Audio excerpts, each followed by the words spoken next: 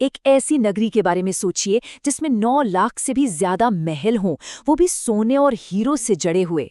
एक ऐसा शहर जो इतना एडवांस था कि आज के बड़े बड़े शहर भी उसके सामने फीके पड़ जाएं। लेकिन फिर एक दिन अचानक वो पूरा का पूरा शहर समंदर में समा गया। ये कहानी है द्वारका की। एक ऐसी कहानी जो हजारों सालों से इतिहास और मिथक के बीच की लकीर को धुंधला करती आई है। लेकिन यहाँ एक बड़ा सवाल उठता है, क्या कोई किंवदंती, कोई पौराणिक कथा सच हो सकती है? क्या वाकई में समंदर की गहराइयों में एक पूरा शहर दबा हो सकता है? ये सवाल सदियों तक पूछा जाता रहा, जब तक कि इसका जवाब खुद समंदर की गहराइयों से बाहर नहीं आ गया। चलिए वक्त में थोड़ा आगे चलते हैं। साल था 1983, जगह गुजरात के तट के पास अरब सागर। आर्कियोलॉजिस्ट्स की एक टीम पानी की गहराइयों में उतरी और वहां रेत और चट्टानों के बीच उन्हें कुछ ऐसा दिखाई दिया जो कुदरती नहीं लग रहा था, कुछ ऐसा जिसे इंसानों ने बनाया था। उनकी आंखों के सामने जो था उसने एक सवाल खड़ा कर दिया, क्या ये वही नगरी है जिसका जिक्र हजारों साल पुरानी किताबों में मिलता है? तो चलिए इस रहस्य में और गहरे उतरते हैं, क्योंकि उन्होंने जो देखा उसने उन सभी धारणाओं को हिलाकर रख दिया जो द्वारका को सिर्फ एक कहानी मानती थी। जरा सोचिए, गोताखोरों के सामने क्या था? विशाल इंसानों की बनाई पत्थर की दीवारें, ऐसी इमारतें जिन पर शानदार नक्काशी की गई थी। सब कुछ देखकर ऐसा लग रहा था मानो पानी के नीचे एक पूरा का पूरा शहर बसा हो। ये सबूत थे एक ऐसी बस्ती के जो अचानक पानी में डूब गई थी। इस खोज ने हर किसी को सोचने पर मजबूर कर दिया। लेकिन आखिर ये शहर था कौन सा? इसकी कहानी क्या थी? अच्छा, इसे समझने के लिए हमें वक्त में हजारों साल पीछे जाना होगा, उस दौर में जब कहते हैं कि इस शहर को खुद देवताओं ने बनाया था। ग्रंथों में लिखा है कि जब भगवान कृष्ण ने जरासंध के बार बार हमलों की वजह से मथुरा छोड़ने का फैसला किया तो उन्होंने समुद्रदेव वरुण से अपनी प्रजा के लिए जमीन मांगी। वरुण देव ने समंदर के बीच से 153.6 वर्ग किलोमीटर जमीन उन्हें दी और इस जमीन पर देवताओं के आर्किटेक्ट विश्वकर्मा ने एक शानदार शहर बसाया। इस शहर में बहुत बड़े बड़े द्वार थे, इसीलिए इसका नाम पड़ा द्वारका, यानी द्वारों का नगर। भागवत पुराण की माने तो द्वारका में 9 लाख से भी ज्यादा महल थे। 9 लाख! जरा इस नंबर को सोचकर देखिए। ये इस शहर की अमीरी और विशालता को दिखाता है जो हमारी कल्पना से भी परे है। और सुनिए, ये सिर्फ एक बड़ा शहर नहीं था, ये एक तरह का आदर्श महानगर था। सोने चांदी के महल थे, समुद्री व्यापार के लिए एक वेल प्लान्ड बंदरगाह था, यहाँ तक कि उस जमाने में भी यहाँ एडवांस सिंचाई और पानी सप्लाई के सिस्टम थे। हरे भरे बाग बगीचे थे। मतलब ये शहर हर तरह से आत्मनिर्भर था। एक सुनहरा दौर था वाकई। लेकिन कहते हैं ना, जहाँ कुछ बनता है वहाँ विनाश भी इंतजार करता है। द्वारका की ये सुनहरी कहानी आगे चलकर 2 श्रापों की वजह से एक किंवदंती बनने वाली थी। एक ऐसी किंवदंती जो आज भी सुनाई जाती है। पहला श्राप मिला महाभारत युद्ध के बाद। अपने 100 बेटों की मौत से दुखी गांधारी ने भगवान कृष्ण को श्राप दिया कि जैसे उनके वंश का नाश हुआ है, वैसे ही कृष्ण के यदुवंश का भी सर्वनाश हो जाएगा। और इसी श्राप ने विनाश की नींव रख दी। लेकिन दूसरा श्राप वो विनाश की सीधी वजह बना। हुआ यूं कि भगवान कृष्ण के बेटे सांब ने अपने दोस्तों के साथ मिलकर कुछ ऋषियों का मजाक उड़ाया, उनका अपमान किया। गुस्से में ऋषियों ने सांब को श्राप दे दिया कि वो एक लोहे के मूसल को जन्म देगा जो पूरे यदुवंश के विनाश का कारण बनेगा।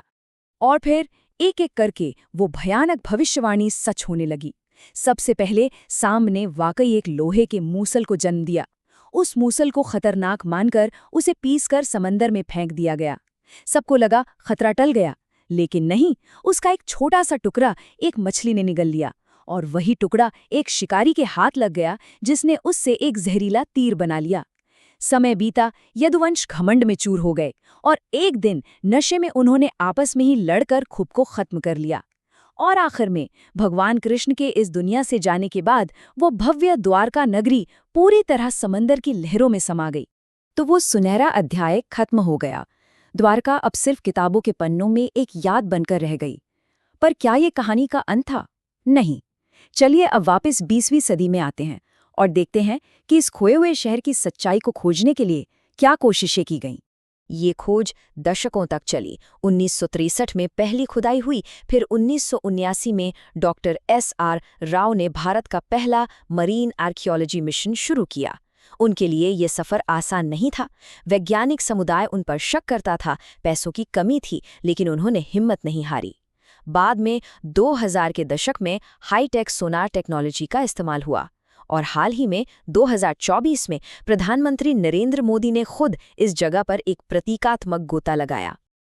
और अब आता है कहानी का सबसे दिलचस्प मोड़, जब हजारों साल पुरानी किताबें और आज की वैज्ञानिक खोजें एक दूसरे से मिलने लगती हैं। महाभारत में लिखा है कि द्वारका एक किले जैसा शहर था, और गोताखोरों को क्या मिला? ठीक वैसी ही 560 मीटर लंबी पत्थर की दीवार। किताबों में बड़े बड़े महलों का जिक्र है और समंदर के नीचे 30 से ज्यादा विशाल पत्थर के खंभे मिले हैं। एक व्यस्त बंदरगाह की बात की गई है और आर्कियोलॉजिस्ट को पुराने जमाने के लंगर मिले हैं, जो इस बात का पक्का सबूत है कि वहां कभी जहाज आया जाया करते थे। ये वो पल है जहां पौराणिक कथाएं सिर्फ कहानियां नहीं रह जाती। ये वो जगह है जहां हजारों साल पुरानी आस्था को आज के विज्ञान का सहारा मिलता है। जब वहां मिली चीजों की कार्बन डेटिंग की गई तो नतीजे चौंकाने वाले थे। कुछ चीजें करीब 5000 साल पुरानी थीं, जो महाभारत के दौर से मेल खाती हैं। लेकिन एक चीज तो 9000 साल पुरानी निकली, मतलब हड़प्पा सभ्यता से भी पुरानी। इस बात ने तो वैज्ञानिकों को भी हैरान कर दिया। तो फिर सवाल ये उठता है कि इतना बड़ा शहर आखिर डूबा कैसे? खैर, वैज्ञानिक इसके लिए जो सबसे तार्किक थ्योरी देते हैं वो है सी लेवल राइज, यानी समुद्र के जल स्तर का बढ़ना। जियोलॉजिस्ट बताते हैं कि करीब 11,000 साल पहले समुद्र का लेवल आज से 25 मीटर नीचे था। मतलब जहां आज पानी है वहां पहले जमीन हुआ करती थी। फिर करीब 5000 ईसा पूर्व के आसपास ग्लेशियर पिघलने से समुद्र का लेवल अचानक बहुत तेजी से बढ़ा, और ये वैज्ञानिक डेटा उस पौराणिक कथा से एकदम फिट बैठता है जिसमें कहा गया है कि समुद्र देव ने अपनी दी हुई जमीन वापस ले ली। इस पूरी खोज के पीछे जो सोच थी वो डॉक्टर S.R. राव के इस एक वाक्य में साफ झलकती है। जब लोगों ने उन पर आरोप लगाया कि वो सिर्फ एक धार्मिक कहानी को सच साबित करने में लगे हैं, तो उनका जवाब बिल्कुल साफ था। वो इन ग्रंथों को सिर्फ धार्मिक किताबें नहीं बल्कि ऐतिहासिक दस्तावेज मानते थे, एक ऐसा नक्शा जो किसी खोए हुए सच तक पहुंचा सकता है। तो द्वारका सिर्फ एक कल्पना नहीं थी, वो एक हकीकत थी, एक सुनहरी हकीकत। इस खोज ने हमें सिखाया है कि शायद आस्था और विज्ञान ये दो अलग अलग रास्ते नहीं हैं, बल्कि एक ही सच तक पहुंचने के दो तरीके हैं। द्वारका की कहानी आज भी समंदर की गहराइयों में जिंदा है, शायद इस इंतजार में कि हम अपने इतिहास में छिपे सच को पूरी तरह से पहचानें। क्योंकि कुछ कहानियां कभी खत्म नहीं होती, वो बस दोबारा जगाए जाने का इंतजार करती हैं। जय द्वारिकाधीश।